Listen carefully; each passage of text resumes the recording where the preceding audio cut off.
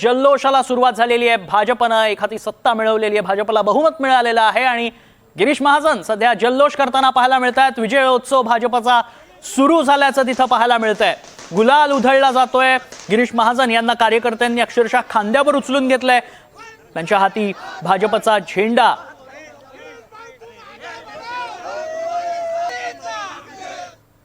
याचा अर्थ तुम्ही ठरवून की एवढ्या जागा या एवढ्या पद्धतीनं देतील, एवढ्या जागा या शिवसेना उद्धव बाळासाहेब ठाकरेंना द्यायच्या आहेत, एवढ्या जागा या शिवसेना शिंदे गटाला द्यायच्या आहेत, एवढ्या भाजपच्या याच्यामध्ये दाखवणार, एवढ्या काँग्रेसला हे करणार, MIMला करणार, इतरांना या सगळ्या गोष्टी कशा रीतीनं होत आहेत। म्हणजे अल्गोरिदम तुम्ही असं सेट केलेलं आहे की तुम्हाला सगळंच माहीत आहे का?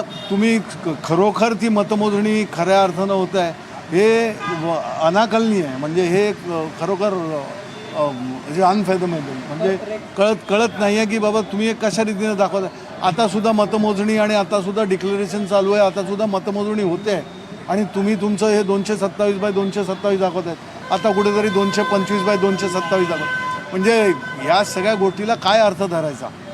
मतदार हा नागरिक हा बघणार एक भाग, राजकीय पक्ष बघणारा दुसरा भाग, परंतु ही जी संपूर्ण यंत्रणा याच्यावर जबाबदारी ज्यांच्यावर आहे ती लोक हे अशा प्रकारचा घोळ का करत आहेत हे कळणं खरोखर। आणि जर तशा प्रकारचं होत असेल मग लोकशाहीमध्ये या निवडणुका वगैरे लोकशाहीचा कशाला बोलबाला करताय आणि निवडणुकाच कशाला घेताय तुम्ही? असंच हे करा। मुख्यमंत्री असं म्हणतात की रेकॉर्ड ब्रेक मॅन्डेट मिळालेला आहे आणि बाळासाहेबांचा खरं तर आशीर्वाद हा महायुतीला आहे। तुम्हाला खरोखर रेकॉर्ड ब्रेक मॅन्डेट मिळालं असेल तर खरोखर त्या प्रकारचं करा, पण ते डिक्लेअर झाल्यानंतर, डिक्लेअर व्हायच्या अगोदर तुम्हाला मॅन्डेट मिळाले तुम्ही कसं कळता?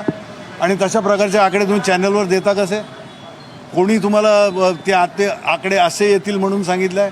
तुम्ही ब्रह्मज्ञान तुम्हाला मिळालेलं आहे किंवा तुम्ही पहिलंच ठरवून अशा रीतीने होणार आहे हे सेट केलेलं आहे? हे कळायला मार्ग नाही आहे।